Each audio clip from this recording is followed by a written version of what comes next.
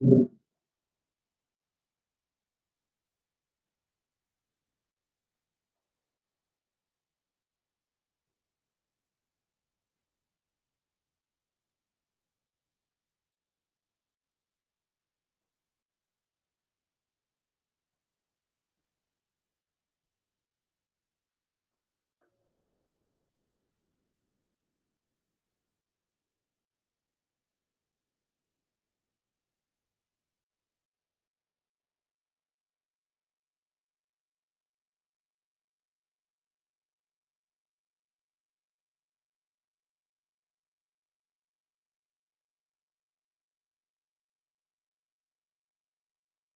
गया sir.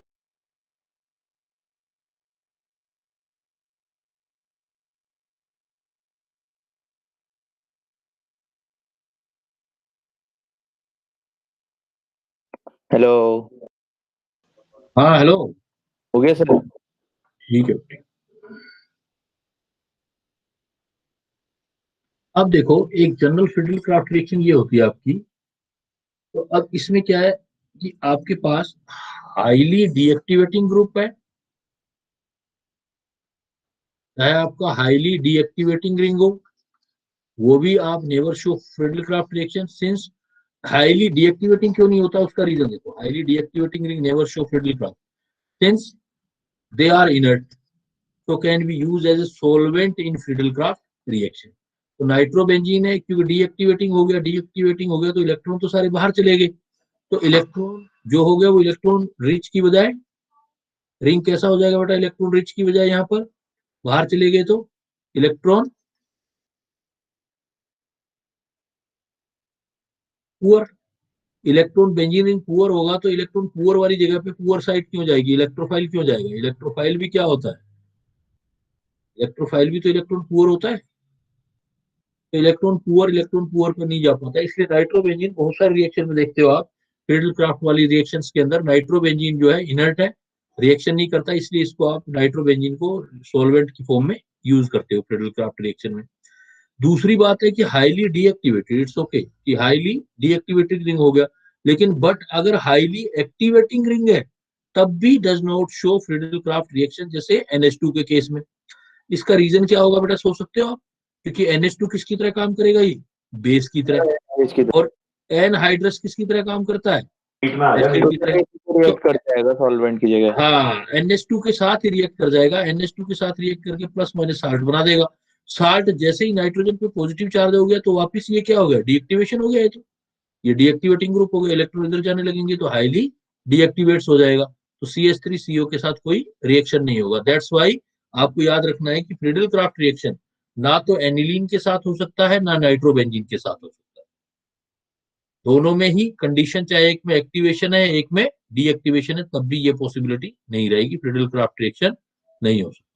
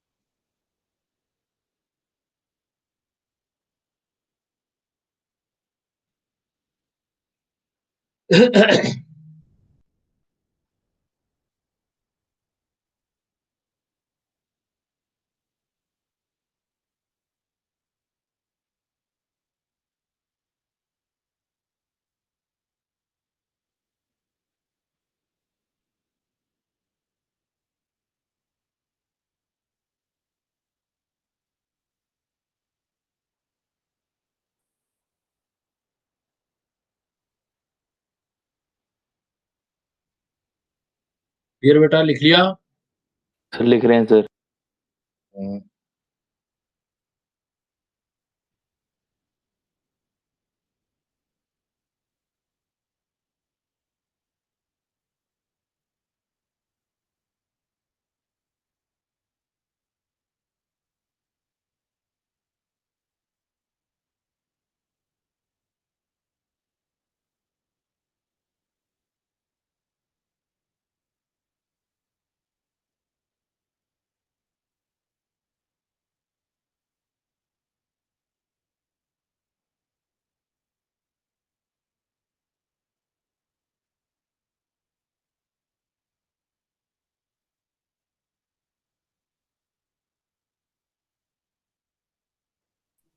Sir AlCl3 तो benzene के साथ रिएक्ट कर सकता था, नाइट्रोजन के साथ क्यों किया?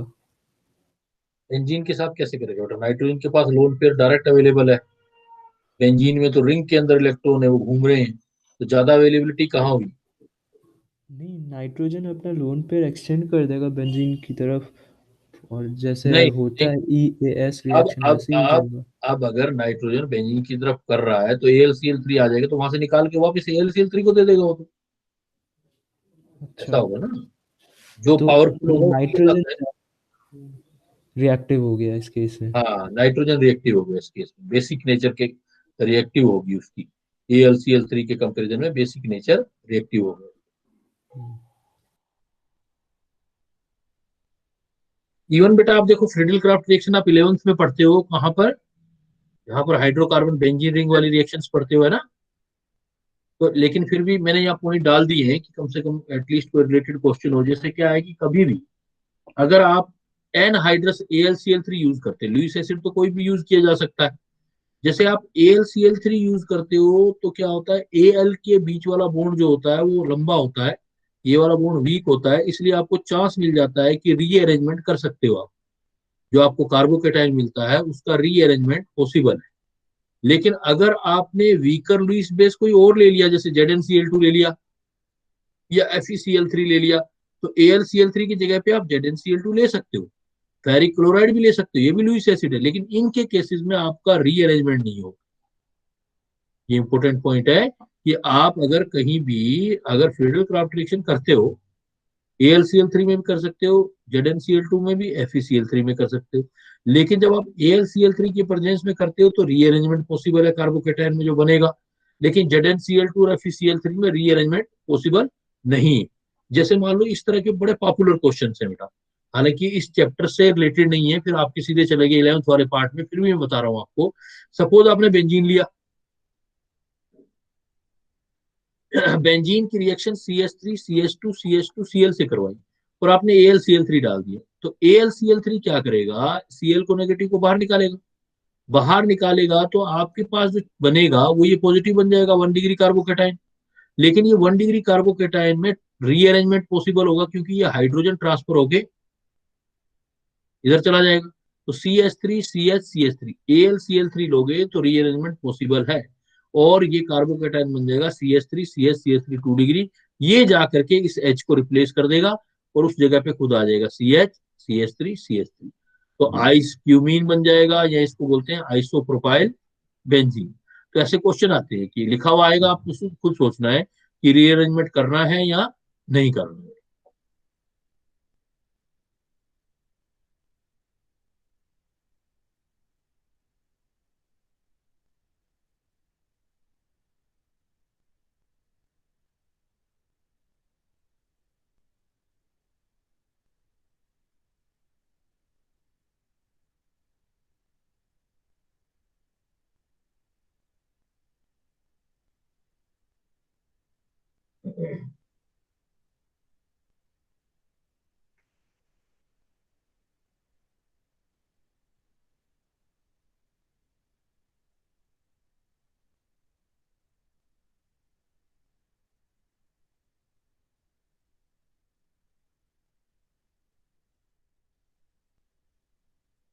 क्लियर बेटा, चलो आगे।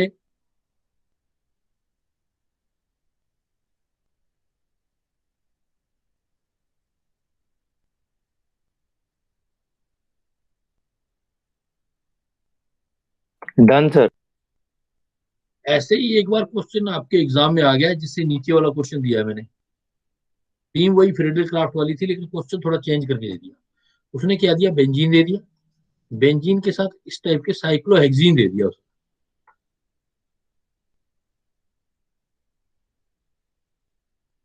और H पॉजिटिव एसिड की प्रेजेंस में कर दिया। तो हमें क्लियर कट पता है कि अगर आपके पास H पॉजिटिव है तो ये वाला बॉन्ड H पॉजिटिव से अटैच हो जाएगा, तो कार्बोकेटाइन बन जाएगा इधर, और कार्बोकेटाइन जो है बेंजीन रिंग के H को रिप्लेस कर सकता है। बेंजीन को रिप्लेस कर दोगे आप, और कार्बोकेटाइन में की जगह से अटैच कर दोगे, तो ये वाला प्रोडक्ट। ऐसे ही एक बार एल्कीन दे दिया, ये आइसोब्यूटाइलिन दे दिया, ये जो लिया है मैंने, ये मेरे पास जो है वो है आइसोब्यूटाइलिन।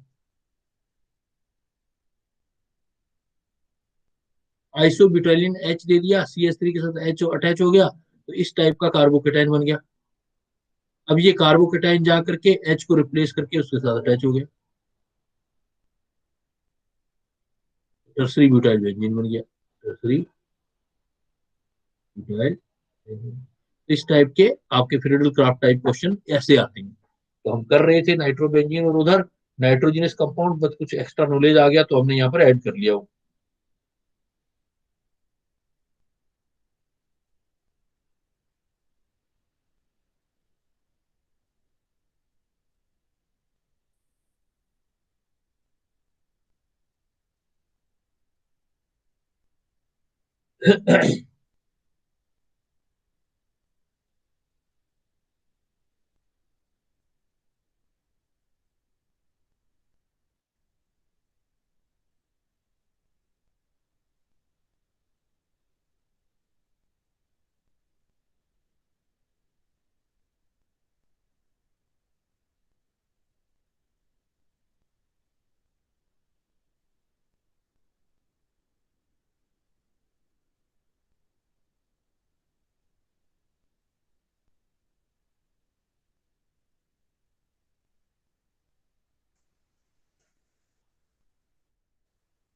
हो गया बेटा, कर लिया, चले आगे।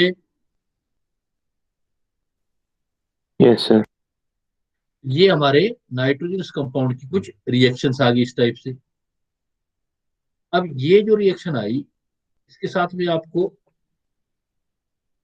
जैसे कल हम बात कर रहे थे, आप कह रहे थे कि सर डाई एजोटाइजेशन वाला रिएक्शन जो है वो नहीं दिया हुआ है, लेकिन हमें क्या है सिलेबस में 12th वाले में नहीं है, लेकिन वैसे तो करना है हमको, तो वो देख लेते हैं।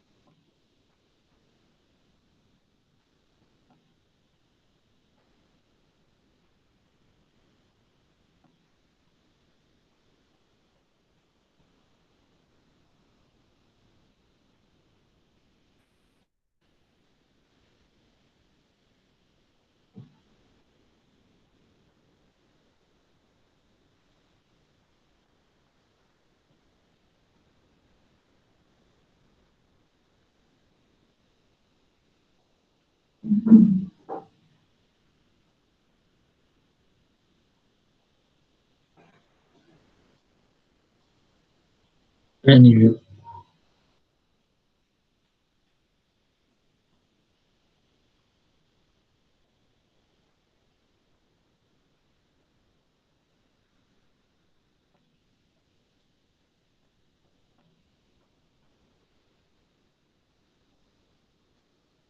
सपोज हम डाई एजोटाइजेशन का कुछ रिएक्शन कंसिडर करते हैं।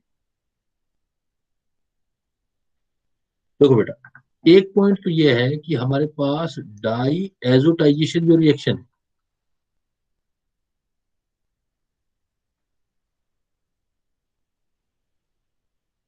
ये रिएक्शन, तो यहाँ हम एमीन से स्टार्ट कर रहे हैं क्योंकि एमीन चैप्टर पढ़ रहे हैं बेटा। तो एमीन की खास बात ये है कि एमीन जो है हमारे पास दो टाइप की है, एक एलिफेटिक होती है और एक एरोमेटिक होती है। एलिफेटिक में फिर हम कहते हैं कि ये थ्री टाइप की होती है, 1 डिग्री, 2 डिग्री एंड 3 डिग्री। और इसमें भी क्या होती है, 1 degree, 2 degree and 3 degree.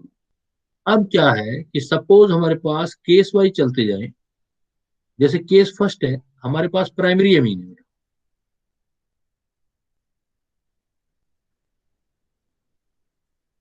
Primary amine का मतलब है फंक्शनल ग्रुप NH2 है। और ये दो टाइप की है आपके पास, एलिफेटिक और एक होती है हमारे पास एरोमेटिक। एलिफेटिक में क्या होता है, RNH2 होता है, इसकी RNH2 की हम अगर नाइट्रस एसिड या NaNO2HCl से 0 से 5 डिग्री सेल्सियस पर रिएक्शन करवाते हैं, या तो आप ये क्या ले लो, NaNO2HCl ले लो, या इसकी बजाय आप HNO2 ले लो डायरेक्ट। जब भी ये रिएक्शन लोगे तो पहले क्या बनेगा, ये बनेगा R, ये N उसको मिल जाएगा RN2 पॉजिटिव Cl नेगेटिव। ये जो नाइट्रोजन पर दो बने हैं इसको बोलते हैं एल्काइल, दो नाइट्रोजन इसलिए डाई एजोनियम साल्ट। लेकिन जो एल्काइल डाइजोनियम साल्ट है ये अनस्टेबल है, इसलिए ब्रेक हो जाता है। और ब्रेक हो जाता है, किसी से रिएक्शन कराते हैं जैसे वाटर वगैरह, किसी से भी NaOH वगैरह किसी से रिएक्शन कराते हैं तो जनरली अल्कोहल देता है, ROH बनाते हैं। तो अगर आपने एलिफेटिक प्राइमरी अमीन का NaNO2 और HCl से रिएक्शन करवाया आपने तो डाई एजुटाइजेशन नहीं हो पाएगा, डाई एजुटाइजेशन कंप्लीट नहीं हो पाएगा, अनस्टेबल बनेगा और आपके एल्कोहल बन जाएंगे। डाइज्यूटाइजेशन में एल्कोहल बनेंगे अगर आपने एलिफेटिक प्राइमरी एमीन लिया। और इसमें भी खास बात यह है कि अगर आपने CH3NH2 लिया तो CH3NH2 डज नॉट गिव, याद रखना बेटा, इंजीनियरिंग वालों से बहुत पूछा जाता है, does not give alcohol but give, क्योंकि एल्कोहल एल्कोहल फर्दर रिएक्ट कर जाते हैं, बट गिव्स ईथर। तो इसका प्रोजेक्ट वहां पर ईथर बन जाता है। तो प्राइमरी अमीन अगर एलिफेटिक प्राइमरी अमीन आप लेते हो, एलिफेटिक प्राइमरी अमीन आर लेते हो तो डाइजोनियम साल्ट बनते हैं। डाइजोनियम साल्ट काफी अनस्टेबल होते हैं, अनस्टेबल होकर के जल्दी से N2 को बाहर निकाल देंगे और आर के साथ जो भी अटैच होना है वो हो जाएगा। जनरली जैसे एक्वस सॉल्यूशन लेते हैं तो OH बनता है, लेकिन अगर सी आर की जगह CH3 ग्रुप है तो CH3OH फर्दर रिएक्ट करके ईथर बना देते हैं, डाइमीथाइल। बट एरोमेटिक में ऐसा नहीं होता बेटा। एरोमेटिक में ये काफी इंपॉर्टेंट रिएक्शन होती है एरोमेटिक में, तो क्योंकि एरोमेटिक में जब हम जैसे एरोमेटिक NH2 है तो प्राइमरी अमीन। अब प्राइमरी अमीन है, एरोमेटिक अमीन है, और इसकी रिएक्शन अगर आप वही डाइज्यूटाइजेशन करते हो मतलब NaNO2 और HCl से रिएक्शन करते हो तो उस केस में आपका ये बनता है एराइल डाइजोनियम क्लोराइड। और बहुत जगह रिएक्शन ये देखी है आपने, जो एराइल डाई एजोनियम क्लोराइड होता है ये स्टेबल है। और सर ये यूज होता है कई सारे सब्स्टिट्यूएंट्स लगाने हाँ, के लिए बेंजीन रिंग पर। बहुत बहुत सारे रिएक्शन में बेटा हमने यूज किया है इसको। तो ये स्टेबल होता है 0 से 5 डिग्री सेल्सियस तक। तो स्टेबल होता है इसलिए क्या होता है, बहुत सारे रिएक्शन में यूज होता है। So used for as a reactant या used as a reactant for many reaction, for many reaction. तो 0 से 5 डिग्री सेल्सियस पर एराइल डाइजोनियम जो क्लोराइड बनता है, ये जो डाइएजोटाइजेशन है, तो आप क्या बोलोगे, डाइएजोटाइजेशन किसके लिए कामयाब होता है? Diazotisation is main reaction of, exam में पूछा जाएगा तो किसका बताओगे कि following following which of the following compound give diazotisation reaction, तो क्या पहचान होनी चाहिए? Diazotisation is main reaction of HNO2। Arrow, नहीं बेटा, aromatic primary amine, aromatic primary amine, aliphatic भी नहीं। अगर एरोमेटिक प्राइमरी अमीन है तभी उसी की रिएक्शन जो है ये काफी जो है इंपॉर्टेंट रिएक्शन है, उसी में डाइजेशन कामयाब होता है, बाकी में डाइजेशन डाइएजोटाइजेशन स्टेबल नहीं रहता है। तो एमीन में, प्राइमरी अमीन में एलिफेटिक और एरोमेटिक दोनों डाइएजोटाइजेशन नहीं दे पाती, एक दे पाती है, एलिफेटिक नहीं दे पाती, एरोमेटिक दे पाती है, और डाइजेटाइजेशन से फिर आगे हम बहुत सारी रिएक्शन में उसको कन्वर्ट कर सकते हैं। जैसे अभी कुछ एग्जांपल शेयर करूंगा, पहले भी किए होंगे, अब भी करूंगा मैं। अभी आपको बताऊं किस किस रिएक्शन में कहाँ कहाँ होती है, काफी इंपोर्टेंट रिएक्शंस होती है कुछ डाइजेटाइजेशन की।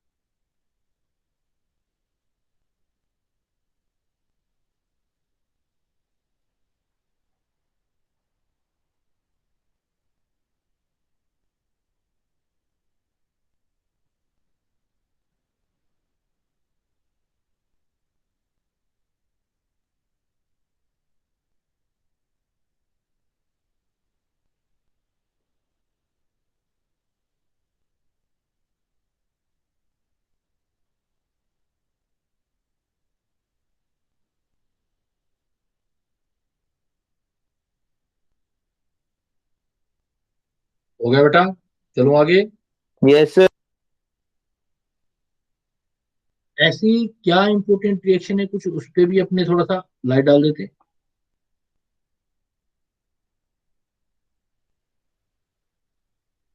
Some important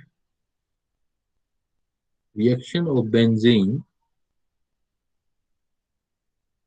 diazonium chloride. जैसे देखो बेटा, अगर मैं बेंजीन डाइएजोनियम क्लोराइड को N2 पॉजिटिव Cl नेगेटिव की रिएक्शन CuCl2 CuCl या CuCl HCl या CuBr HBr CuCN HCN इनके साथ करवा दूं तो नाइट्रोजन बाहर निकल जाएगी हीट होकर के, और प्रोडक्ट जो बनेगा वो आपका क्लोरीन या ब्रोमीन या साइनाइड बन सकता है। और इन रिएक्शन को, तीनों ही केसेस में रिएक्शन को सैंडे मेयर रिएक्शन बोलते हैं। एल्काइलाइड में पढ़ाता हूँ, वैसे तो मैं अपने, जब भी मैं पढ़ाता हूँ अपने स्टूडेंट्स को तो एल्काइलाइड में ही करवा देता हूँ, बट शायद एल्काइलाइड मैंने आपको पढ़ाया नहीं, तो सैंडे मेयर रिएक्शन बोलते हैं। लेकिन अगर मैंने के आई के साथ करवा दिया एसीटोन की प्रेजेंस में तो इसको सेंडेमियर नहीं बोलेंगे। हाँ, ये क्लियर है कि इसमें आपका बेंजीन रिंग के ऊपर आयोडीन आ जाएगा, मतलब एल्काइल हैलाइड की प्रिपरेशन मेथड है, आयोडोबेंजीन बन जाएगा। अगर आप इसकी रिएक्शन HbF4 HbF4 से करवाते हैं, उसमें BF3 और HF अलग भी ले सकते हो, HF प्लस BF3 ले सकते हो, तो उसमें पहले रिएक्शन बनती है ये वाली N2 पॉजिटिव और BF4 नेगेटिव। फिर आगे हीट करते हो तो BF3 बाहर हो जाता है, N2 भी बाहर हो जाता है,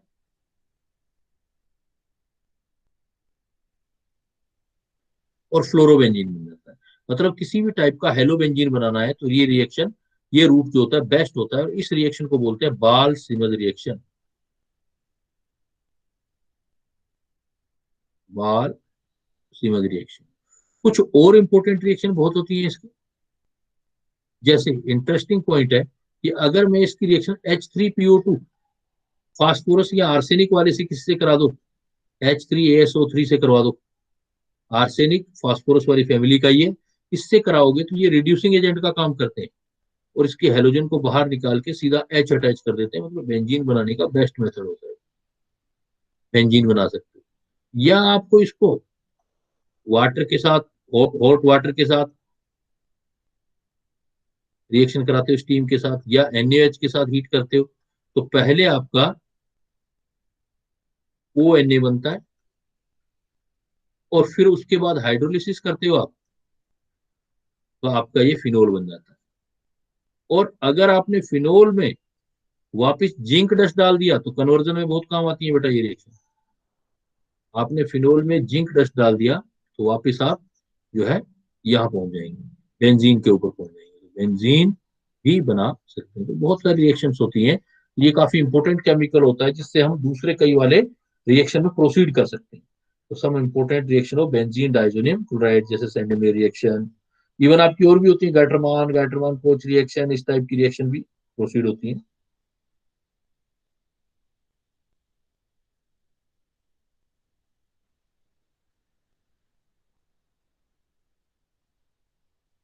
तो जस्ट फॉर रिमाइंडर कि आप, वाली का नाम क्या है? हैं, बाल क्या है सर वो बाल? बाल सिमज रिएक्शन, BALSCHEMAJRXIN, बाल सिमज रिएक्शन। वो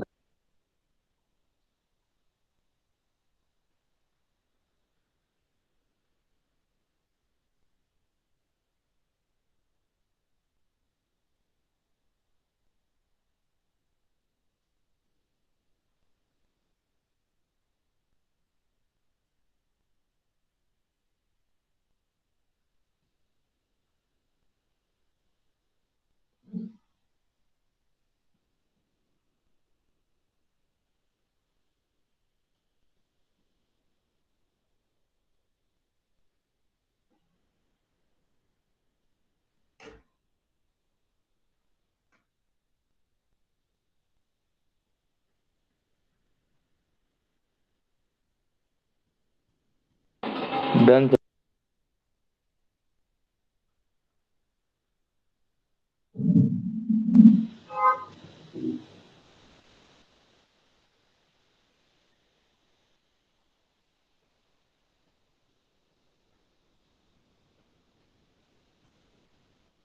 देखो बेटा, इसमें इंटरेस्टिंग बात यह है कि ये रिएक्शन प्रोसीड जो होती है ना, वो लेस स्टेबल इंटरमीडिएट से होती है। हर एक रिएक्शन, कोई भी रिएक्शन जो होता है वो होता है अपने मोर स्टेबल इंटरमीडिएट से प्रोसीड होता है, लेकिन ये वाली रिएक्शन लेस स्टेबल से होती है और वो होता है एराइन ग्रुप। लेकिन उसका ड्राइविंग फोर्स जो आता है वो नाइट्रोजन से आता है। कर लिया बेटा, चलूं आगे समझाने के लिए। जी सर। इसमें देखो, इस रिएक्शन की स्पेशलिटी क्या है। ये रिएक्शन जो आपके सामने, benzene diazonium chloride,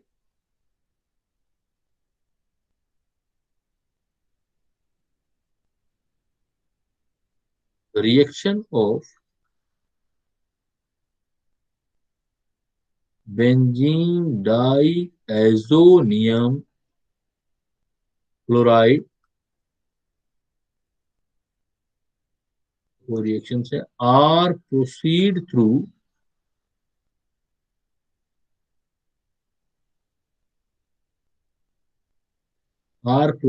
through less stable aryl carbocation.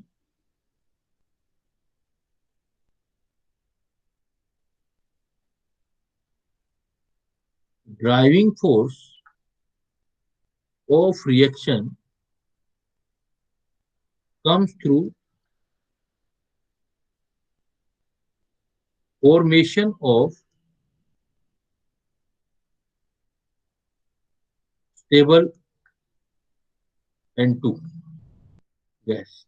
Actually कोई भी रिएक्शन जो होती है ना, वो आपकी लेस स्टेबल इंटरमीडिएट से थोड़ी होती है, लेकिन ये फिर भी लेस स्टेबल से हो रही है। इसकी ये स्पेशलिटी है। इसका रीजन, इसका खुद का जो पार्टनर है वो बहुत स्टेबल है, उस रीजन से होती है। कि सपोज आप बेंजीन से करवाते हो, कोई भी रिएक्शन बेंजीन से करा रहे हो, तो benzene N triple bond N, ये पॉजिटिव है और ये Cl नेगेटिव है। जब भी रिएक्शन किसी से करवाते हो तो एक्चुअल में ड्राइविंग फोर्स नाइट्रोजन में है। ये नाइट्रोजन जो होता है, N2 जो गैस है, ये बाहर निकलती है, Cl नेगेटिव निकलती है, तो ये आपका इंटरमीडिएट जो बनता है ये बनता है। वैसे तो देखा जाए, कार्बन डबल बॉन्ड वाले कार्बन जो होता है अनस्टेबल है,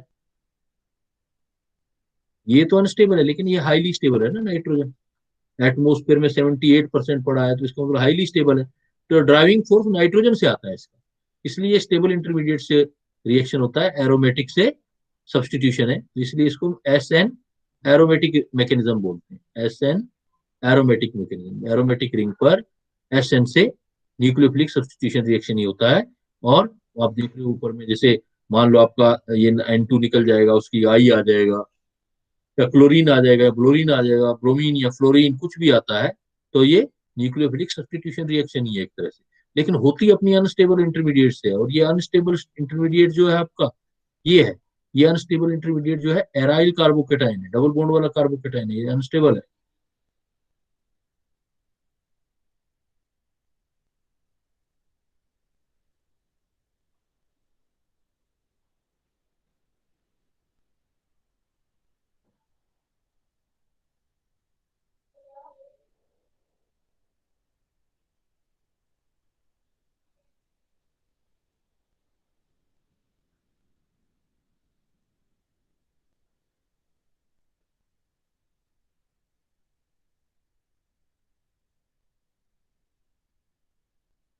डन सर। और इसकी कपलिंग रिएक्शन भी देखी थी आपने, कपलिंग रिएक्शन फिनोल वगैरह में करवाई थी मैंने, एनिलीन में।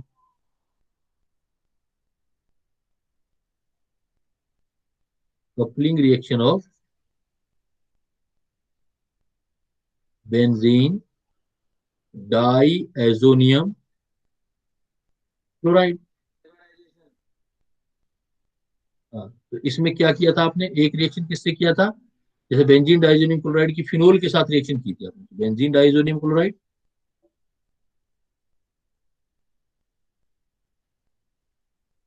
और फिनोल की electrophilic substitution reaction, para position का H हटता था,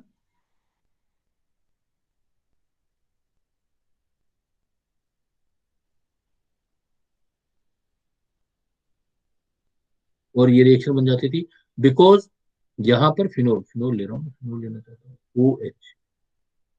फिनोल जो है खुद माइल्ड या जो है वीक एसिड है, इसलिए मुझे मीडियम जो लेना पड़ता था, वीक बेसिक मीडियम लेना पड़ता था मुझे, pH 7 से 8 से 9 के बीच लेनी पड़ती थी। तो ये क्या है, डाई बन जाती थी। यहाँ पर डाई बनने का मतलब था ये दोनों आपस में अटैच हो जाते थे, कपल हो जाती थी बेंजीन रिंग, इसलिए इसको हम कपलिंग रिएक्शन बोलते थे। कपलिंग रिएक्शन है, और ये जो डाई है ये आपकी H अभी भी बाकी है, फिनोल वाली डाई होती है, तो उसको एसिडिक डाई बोलते थे। और ऐसा ही बेंजीन डाइजोनियम क्लोराइड एनिलीन के साथ भी रिएक्शन करता था। तो इसलिए एनिलीन अगर आपकी सब्स्टिट्यूटेड एनिलीन है, जैसे NRR, तो सेम वही चीज यहाँ भी क्या होगा, आपका HCl निकलेगा, ये भी कपलिंग रिएक्शन होगी, दोनों कपल्ड हो गए, अटैच हो गए, तो यहाँ भी वैसा ही रिएक्शन होगा बेंजीन रिंग के साथ, N double bond N are attach हो जाएगा। ये एनिलीन वाली है, एनिलीन जो होता है वो वीक बेस होता है। फर्क इतना है कि वहां वीक एसिड था फिनोल, तो इसलिए वीक बेसिक मीडियम लिया था। यहाँ पर जो आप स्लाइटली रिएक्शन की है थोड़ी देर पहले, थोड़े क्लास के लिए, स्लाइटली एसिडिक मीडियम लोगे आप। ये ऐसी रिएक्शन है जो दो दो तीन तीन जगह मैंने कराई है, बिकॉज इसका इंपोर्टेंस काफी ज्यादा है। तो यहाँ पर पीएच जो है वो आपका 4 से लेके 6 के बीच यूज कर सकते हो।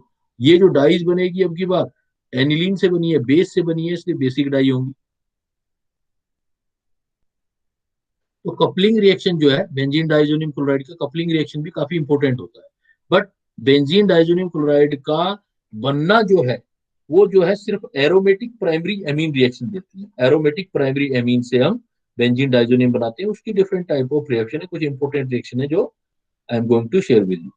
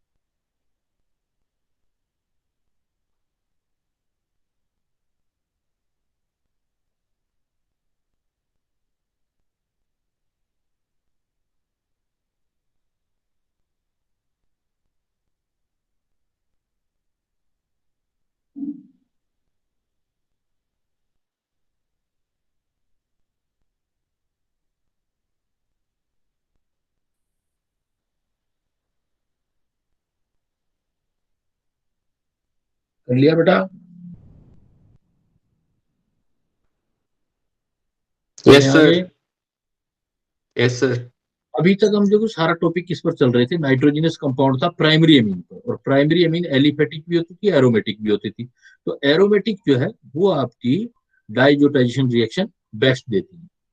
अगर यही नाइट्रस एसिड या Na2HCl का हम 2 डिग्री अमीन से कराएं, तो 2 डिग्री अमीन से रिएक्शन कराओगे, तो reaction of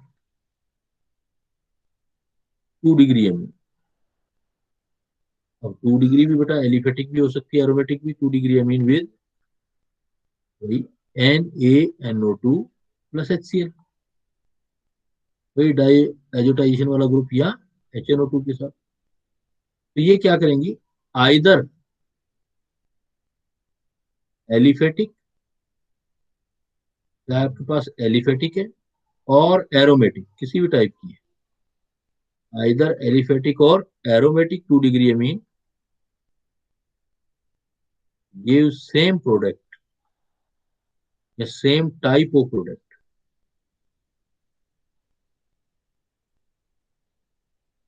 on reaction with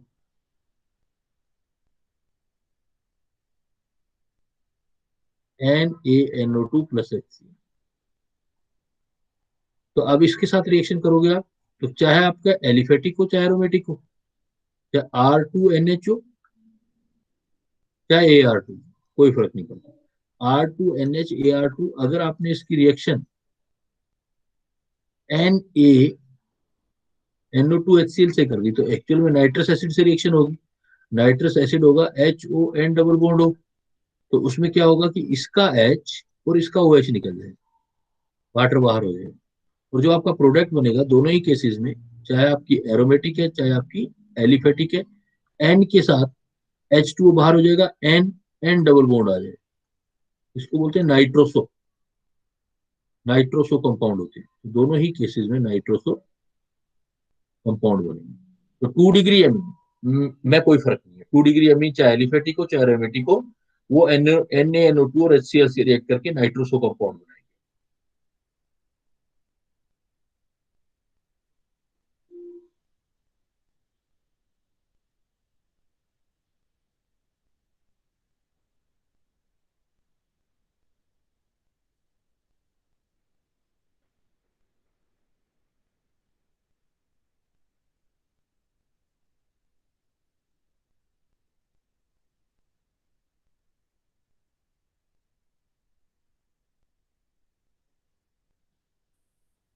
clear बेटा, कोई डाउट?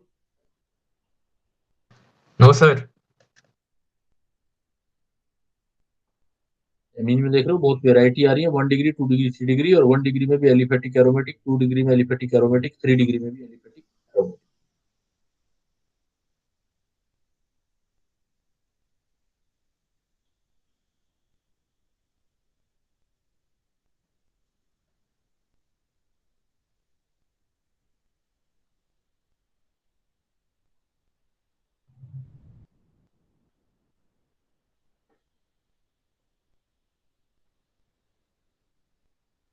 चले आगे बेटा, हो गया?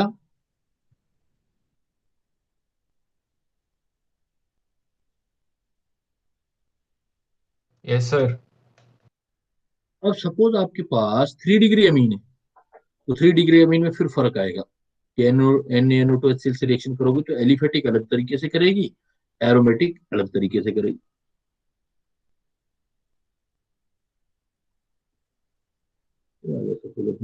Reaction of 3 degree amine with NaNO2 plus HCl, तो इसमें क्या 2 टाइप आ जाएंगे। तो एलिफेटिक 3 डिग्री अमीन होगा, एलिफेटिक 3 डिग्री अमीन है, गिव एसिड बेस रिएक्शन। ये तो जनरल जो एसिड बेस रिएक्शन है वो देगा। लेकिन अगर आपका एरोमेटिक है, एरोमेटिक है, aromatic 3 degree amine give electrophilic substitution reaction, जो बेंजीन रिंग पर रिएक्शन होती है, इलेक्ट्रोफिलिक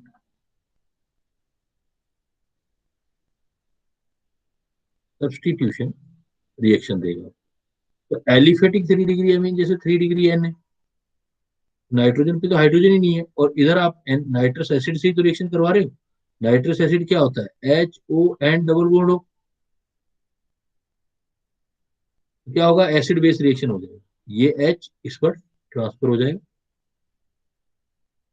तो हमारे पास जनरल सॉल्ट बन जाएगा R3NH पॉजिटिव और ONO नेगेटिव, साल्ट बन गया, कैटायन एनायन हो गए तो साल्ट बन गया, नाइट्राइट साल्ट बन गया।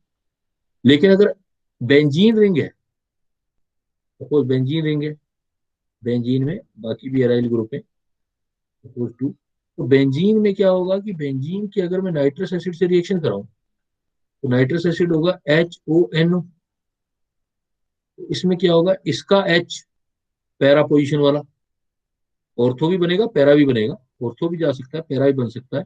बेटर क्या होगा, पैरा वाला H जाएगा और वो H जाएगा, वाटर बाहर हो जाएगा, रिएक्शन करेंगे, NO इलेक्ट्रोफाइल हो जाएगा।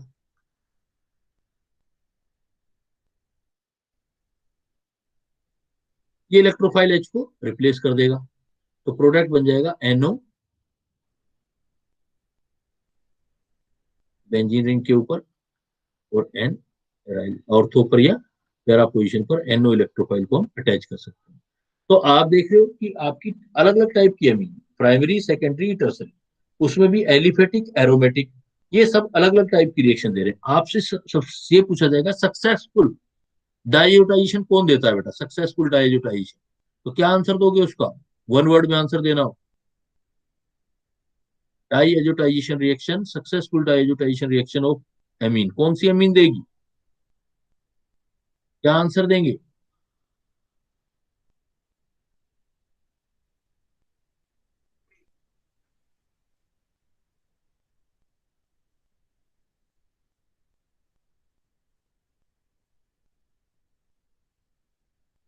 एरोमेटिक प्राइमरी एमीन देगी बेटा, उसी की सारी रिएक्शन पढ़ी थी आपने, बेस्ट बहुत सारी रिएक्शन पढ़ी है। एरोमेटिक प्राइमरी, बट एरोमेटिक जो प्राइमरी एमीन है वो आपकी सक्सेसफुल डाइजेटाइजेशन रिएक्शन देती है।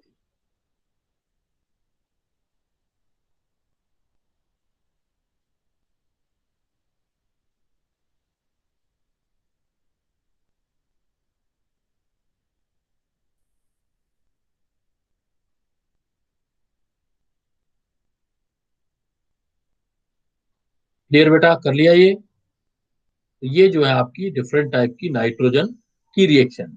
बिकॉज हम नाइट्रोजन यहाँ ऑलरेडी पढ़ रहे हैं, तो नाइट्रोजन में मैं एमीन भी यहीं डाल देता हूँ, एमिनो एसिड जो है वो भी इसके साथ अटैच कर लेते हैं। इवन चैप्टर अलग है लेकिन इसके साथ स्टडी कर लेते हैं हम लोग, क्योंकि रिएक्शन यहाँ पढ़ी है तो इजी हो जाएगा साथ के साथ याद करना।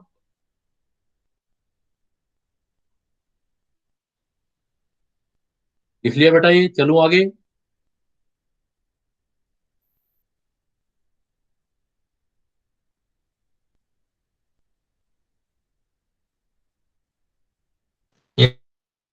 Yes sir. देखो सपोज इसको attach कर देते हैं।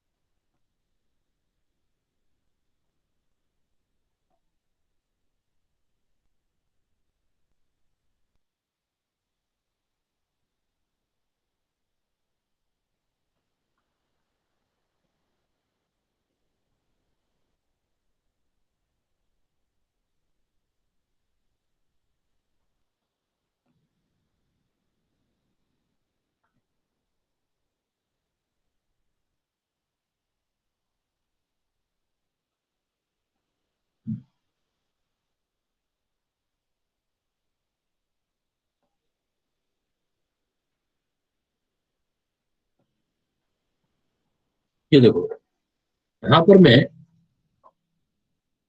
जो है एमिनो एसिड जो वाला है वो पार्ट यहाँ कर देते हैं हम लोग। ये आपका वैसे तो बायोमोलिक्यूल का पार्ट आ जाएगा,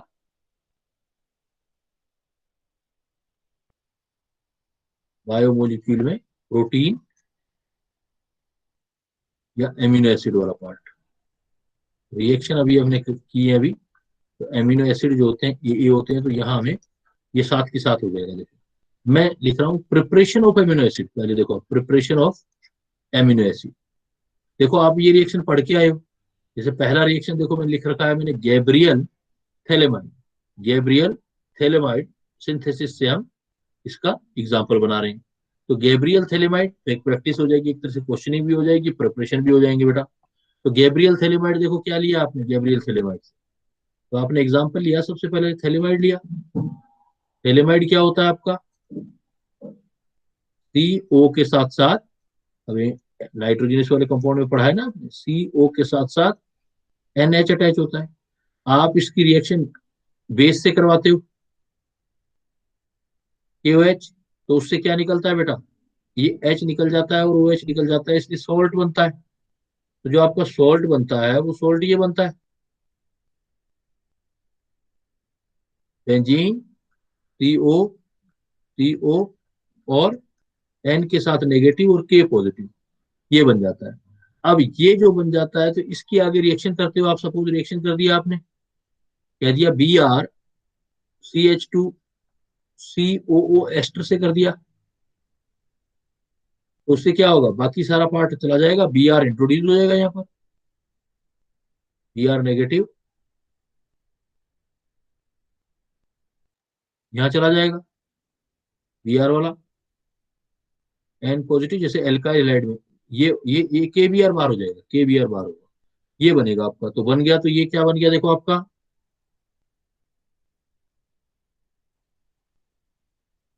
तो प्रोडक्ट देखो क्या बना, कन्वर्जन में काम आएंगे आपको ये।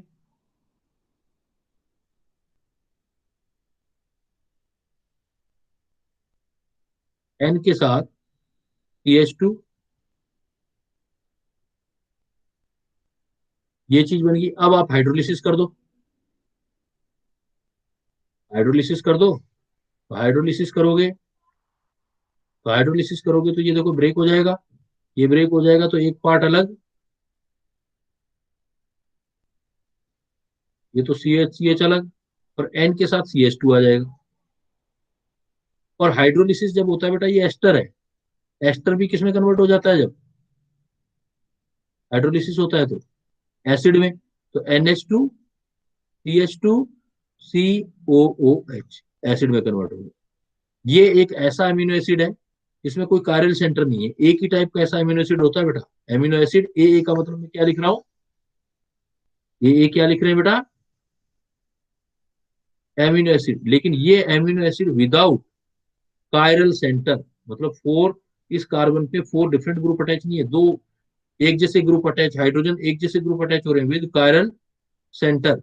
और कायरल सेंटर बोल जब बनता है, तो ये वाला जो एमिनो एसिड है इसको बोलते हैं ग्लाइसिन। एक ही ऐसा अमीनो एसिड होता है जिसके अंदर कायरल सेंटर नहीं होता है, अदरवाइज 20 अमीनो एसिड होते हैं प्रोटीन के अंदर, तो उन सब में कायरल सेंटर जरूर होता है। तो ग्लाइसिन इससे बनाया हमने, देखो ग्लाइसिन। तो आप ऐसे करके कन्वर्ट करके जो है रिएक्शन को बना सकते हैं। कि सपोज अगर आपको क्या दिया जाता है, कि आपको गैब्रियल थैलेमाइड से बनाना है, कुछ रिएक्शन दे दी, गैब्रियल थैलेमाइड दे दिया, फिर कुछ KOH दे दिया, CH2BrCA दे दिया, हाइड्रोलिसिस कर दिया, तो आप इससे बना सकते हो गैब्रियल थैलेमाइड सिंथेसिस से एमिनो एसिड को बना सकते हो। इस एमिनो एसिड का नाम है ग्लाइसिन, इसमें कोई कायरल सेंटर नहीं है। क्लियर?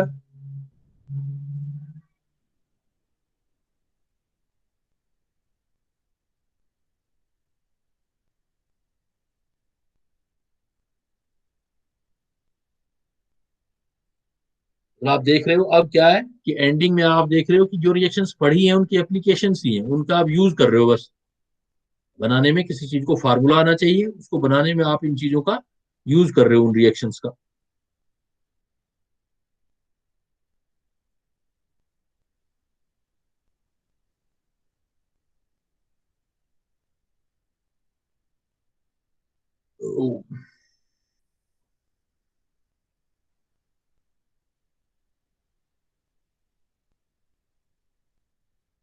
एमिनो एसिड का मतलब समझते हो बेटा, एमिनो एसिड दोनों ग्रुप प्रेजेंट होते हैं जिसमें एमीन ग्रुप भी प्रेजेंट होता है और एसिड ग्रुप भी प्रेजेंट होता है, इसीलिए इसको एमिनो एसिड ए बोलते हैं।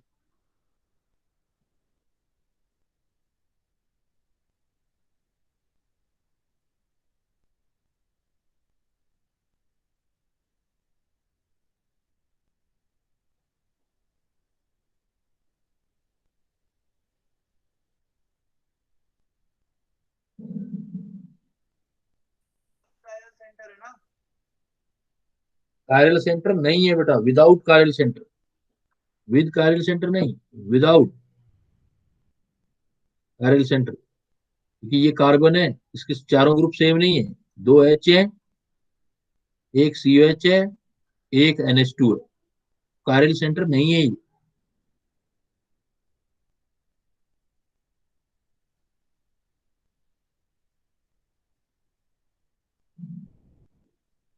लाइसीन में कायरल सेंटर नहीं है। हो गया बेटा, चलो आगे।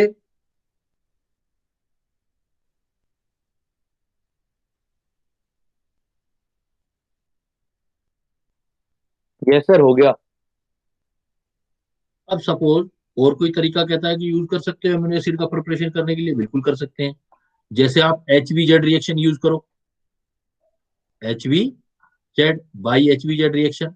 तो HBZ रिएक्शन यूज करोगे तो HBZ में जैसे एसिटिक एसिड लिया आपने CH3CH, रेड फास्फोरस और ब्रोमीन के साथ रिएक्शन करवाया तो H हट के Br लग गया, ये बन गया आपका। ये बनाओगे तो क्या बन जाएगा, CH2COH, यहाँ Br लग जाएगा। अगर ये Br लग गया तो अब क्या करो, अमोनिया से रिएक्शन कर दो इसका NH3। तो अब NH3 जो होता है बेस होता है बेटा,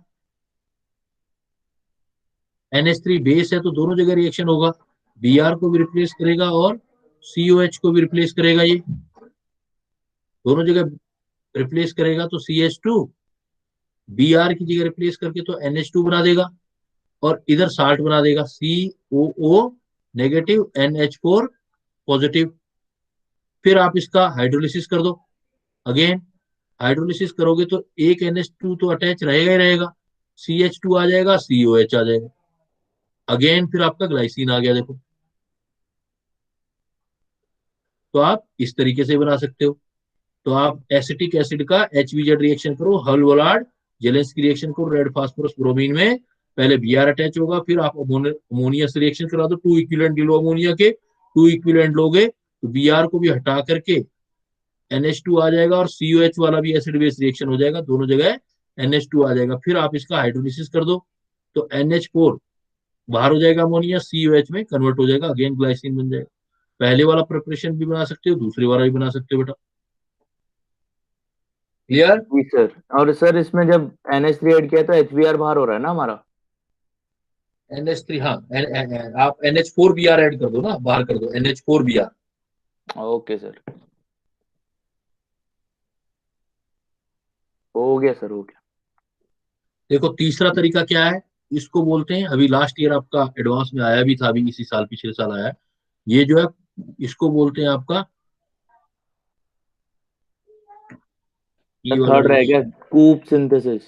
हाँ, ये देखो, ये जो आपका सिंथेसिस ये लिख रहा हूं मैं, इससे नेम तो कम पूछते हैं पर आपको आना चाहिए। जैसे एसिटिक एसिड लिया आपने, सपोज, ये भी तरीका तो कर सकते हो आप। सपोज आपने एसिटिक एसिड लिया, एसिटिक एसिड का ब्रोमिनेशन भी कर दिया, एसिटिक एसिड का आपने ब्रोमिनेशन भी कर दिया, एसिटिक एसिड भी लिया जैसे पहले में किया था आपने, ब्रोमिनेशन भी कर दिया। अब ब्रोमिनेशन कर दिया CH3CH का, रेड फास्फोर ब्रोमीन, तो Br अटैच हो जाएगा आपका।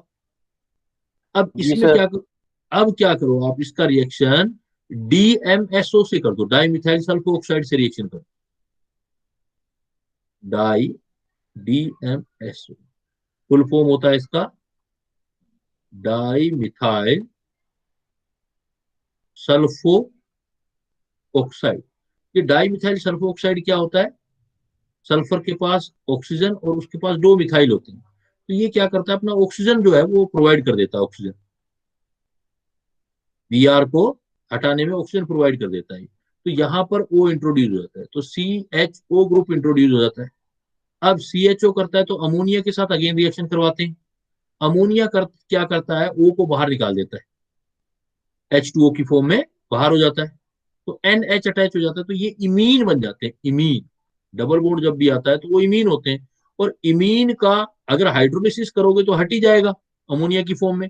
लेकिन अगर रिडक्शन करते हो, NaBH4 कैसा एजेंट है बेटा, NaBH4 जो है आपका वो रिड्यूसिंग एजेंट है, तो रिड्यूसिंग, रिड्यूसिंग एजेंट। तो ये क्या करेगा, NH को इधर भी H दे देगा, इधर भी H दे देगा, और NH2CH2COH में कन्वर्ट कर देगा। तो ऐसे भी आप कन्वर्ट कर सकते हो, कन्वर्जन। कुल मिलाकर के आप तीनों प्रोसेस, तीनों मेथड क्या बनाने के लिए यूज कर रहे हो बेटा, तीनों का तीनों मेथड किसको बनाने के में यूज किया अमीनो आपने, एसिड एमिनो एसिड कौन से वाला, without chiral carbon. Without chiral वाला, क्या नाम है उसका, सर IUPAC नेम बताना है। नहीं नहीं, नॉर्मल नेम, नॉर्मल पूछा जाएगा एग्जाम में बेटा, इसका ग्लाइसिन। क्या नाम, ग्लाइसिन। क्या नाम है इसका, ग्लाइसिन। ग्लाइसिन बनाने का, एक तरह से एमिनो एसिड बनाने का प्रिपरेशन मेथड कर रहे हैं। Yes sir.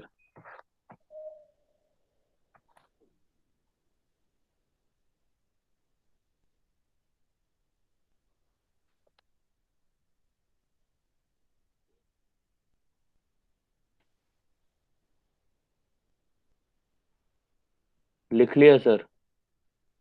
ऐसे ही फिर आप किससे बना सकते हो, मैंने फिर एक रिएक्शन दिखा हुआ है, देखो, by di ethyl malonate, DEM, di methyl malonate. तो जब भी दो सीओ ग्रुप के बीच में कभी भी ऐसा आ जाए बेटा, दो सीओ के बीच में जो CH2 आता है, उसका ये हाइड्रोजन हाईली एसिडिक होता है। उसमें आपका जो हाइड्रोजन होगा वो हाईली एसिडिक हाइड्रोजन होगा, ये इधर खींचेगा, ये इधर खींचेगा, तो हाईली एसिडिक होगा। तो जब मैं CH2 के साथ दो सीओईटी लगाऊंगा तो ये H हाईली एसिडिक है, तो मैं कोई भी बेस डाल दूंगा, बेस डाल के Br से रिएक्ट करा दूंगा। तो बेस क्या करेगा, H को निकालेगा, Br अटैच हो जाएगा पहले की तरह, BrCH हो गया। अब हाइड्रोलिसिस कर दो, तो हाइड्रोलिसिस करोगे तो Br तो अटैच रहेगा ही, लेकिन ये वाले ग्रुप किस में कन्वर्ट हो जाएंगे, दो एस्टर है। हाइड्रोलिसिस करोगे तो जनरल बेसिक नॉलेज ये है कि एसिड में कन्वर्ट हो जाएगा ये, COH एसिड में। और जब ये एसिड में कन्वर्ट हो गया, ये रिएक्शन पहले पढ़ के आए हो बेटा आप।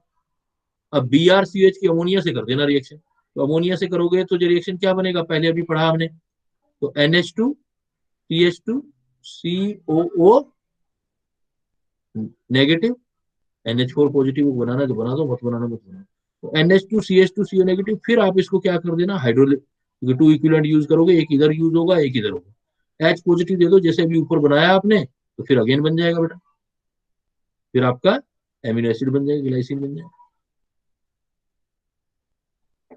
तो आपको रिएक्शंस गिवन होगी, ये कोई रिएक्शन रटनी ही नहीं है, आपको रिएक्शंस गिवन होगी, आपको सोचना है सिर्फ कि भाई क्या हो सकता है, कैसे बन सकता है।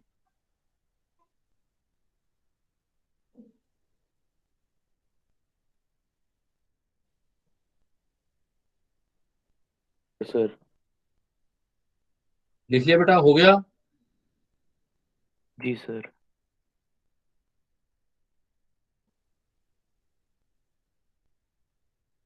फिर एक होता है, इसका नेम रिएक्शन है ये भी, इसको बोलते हैं स्टीकर सिंथेसिस। एमिनो एसिड का ये प्रिपरेशन मेथड है, इसमें एसेटल्डिहाइड से बनाते हैं, CH3CHO अमोनिया के साथ रिएक्शन करते हैं तो वही वापस वाटर निकल जाता है, वाटर निकलते ही C डबल बॉन्ड N मतलब इमीन बनते हैं, ये आपका इमीन बन जाएगा। इमीन का साइनाइड से रिएक्शन करते हैं तो साइनाइड क्या करता है कि ये नेगेटिव चार्ज, ये पॉजिटिव, तो इलेक्ट्रोफिलिक रिएक्शन होता है आपका, तो साइनाइड इस कार्बन पे अटैच हो जाता है, CH3CHNH बन जाता है। इसका अगेन हम एसिडिफिकेशन करते हैं, तो इसमें क्या होता है कि हमारे पास इधर से CH3CH ऊपर वाला NH2 में कन्वर्ट हो जाएगा, और ये साइनाइड है, साइनाइड एक कार्बन ज्यादा वाले एसिड में कन्वर्ट हो जाएगा, CH3, ये देखो अब कायरल आ गया, ये कैसा है, एमिनो एसिड, अब जो बनाया है बेटा वो कायरल है। वायरल है। और इसका नाम जो होता है, ये फर्स्ट मेंबर है, इसको बोलते हैं ग्लाइसिन, ग्लाइसिन के बाद होता है एलेनिन। इसमें दोनों H नहीं है, एक H है एक CH3 है, देखो एक H और एक CH3 आ जाए बीच वाले कार्बन पे, NH2COH तो लगेगा ही, बिकॉज एमिनो एसिड है, एमीन ग्रुप और एसिड ग्रुप तो लगना ही है, लेकिन CH3 और H आ जाए तो कायरल बन जाएगा, और इसको हम एलेनिन बोलेंगे। और ये जो होता है स्टीकर सिंथेसिस होता है।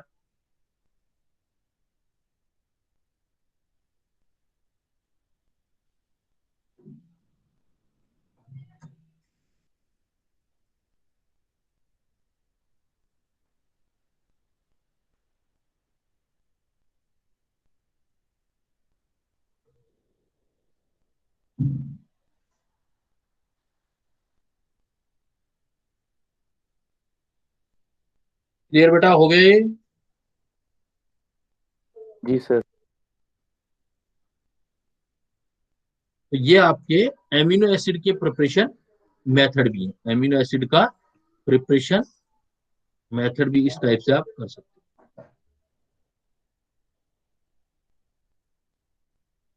कुछ ऐसी रिएक्शन देखो, अगर मान लो और कोई भी बनाना है आपको, तो आप ये जैसे मान लेते हैं, कायरल सेंटर तो होगा ही होगा बेटा, डिफरेंट ग्रुप होंगे, R1 R2 NH2CH, अलग अलग रिएक्शन करनी है, मान लो HCl से रिएक्शन करो, तो HCl क्या होता है बेटा, एसिड,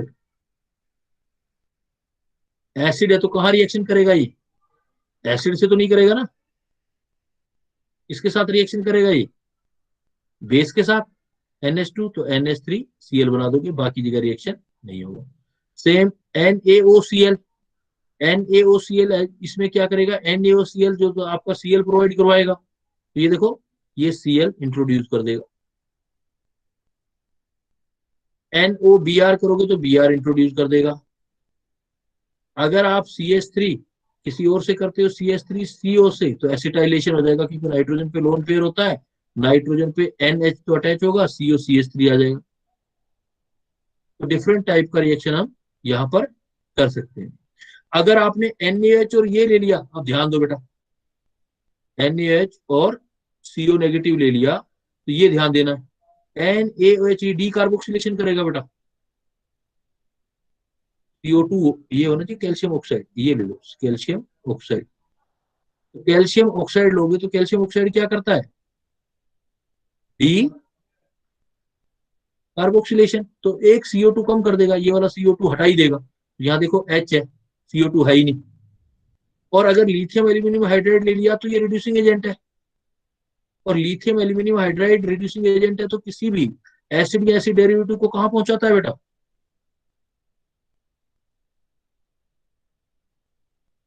कहां पहुंचाता है एसिड को, अल्कोहल में। तो ध्यान देना है रिएक्शंस वही होंगी जो पहले वाली है, बस थोड़ा सा ध्यान दे देना है कि ये रिएक्शन करवानी कहां पर है, हमें ये रिएजेंट ले रहे हैं, ये अमीनो एसिड है, तो उसकी जगह हम कहां रिएक्शन दे रहे हैं। क्लियर। इन रिएक्शन में अमीनो एसिड की किसी रिएक्शन प्रिपरेशन देख ली पहले, अब हम रिएक्शन देख रहे हैं। इस रिएक्शन में अगर किसी में कोई डाउट हो तो पूछ सकते हो बेटा। वेट सर,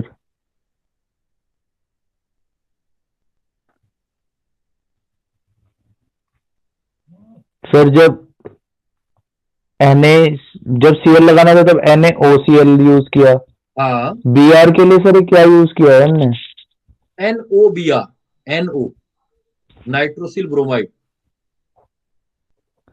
अच्छा NO positive Br negative, NH2 को रिप्लेस करके Br नेगेटिव आ जाएगा ना फिर। सर ये जो सारे अमीनो एसिड्स हैं, कोई सा भी अमीनो एसिड हो, RR डैश का मतलब कोई सा भी अमीनो एसिड हो, उसकी रिएक्शन करवानी है, तो आपको तो देखना बस ये है कि रिएक्शन बेस पे होगी या एसिड पे होगी, उससे रिएक्ट कराते जाओ। ये जो मैं बोल रहा हूँ इसको टिल्डेन रिएजेंट बोलते हैं, NOCl होता है, तो जैसे NOCl, ऐसे क्या होता है NOBr, तो NO positive Cl negative, NO positive Br negative. जब NOCl होता है तो उसको तो स्पेशली टिल्डेन रिएजेंट बोलते हैं, टिल्डेन रिएजेंट। ये Br नेगेटिव दे देगा, तो Br नेगेटिव रिप्लेस हो जाएगा फिर आपका, NH2 की जगह Br आ जाएगा। क्लियर। और सर यहाँ NaOH के साथ क्या यूज किया आपने, CO? हाँ, वो जो डी कार्बोक्सिलेशन रिएक्शन किया था एसिड का, yes sir CH, soda lime वाला, वही तो है। Yes sir, soda lime decarboxylation. D carboxyl, तो NaOH के साथ CO ले लिया तो रिएक्शन कहाँ जाएगी फिर, डी कार्बोक्सिलेट करेगी, यस सर, OH तक जाएगी। हाँ, COH को बाहर निकाल देगी, CO2 को एल्केन बना देगी, H आ जाएगा।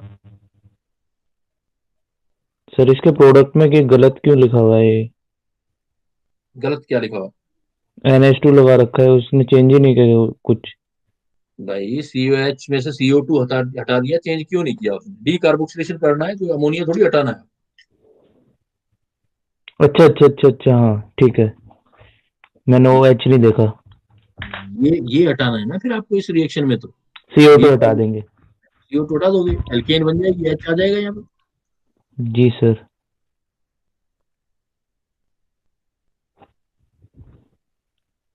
और LiLH4 तो रिड्यूस ही कर देगा, रिड्यूस कर देगा, एसिड को अल्कोहल में कन्वर्ट कर देगा। क्लियर। जी सर क्लियर। ओके बेटा, तो लास्ट अब नेक्स्ट क्लास में हम देखेंगे बायोमोलिक्यूल, यहीं से फिर दोबारा उठाऊंगा, तो कार्बोहाइड्रेट अमीनो एसिड ये वाला कंप्लीट कर लेंगे। ओके सर, ओके बेटा, good night sir. Good night.